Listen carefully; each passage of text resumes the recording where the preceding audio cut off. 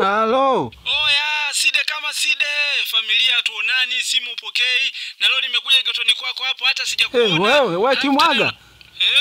Wewe redio. Alafu sina hela. Maana unaongea sana. Familia, sasa kwani mimi nilikuwa na shida kukuomba hela? Nakujua. Ukiwa hauna hela unaongeaga sana. Kwa una hata buku rafiki yangu hapo ya haraka. Nilijua tu. Sina hela. Haya, uko wapi sasa? Nipo hapa wanapaita Mjomba Texas Grill. Nakula chips na nyama choma hapa. Sasa umesema hauna hela. Na hicho chakula chote hicho. Sasa kwani chakula ndio hela? Nipo na chakula sio hela.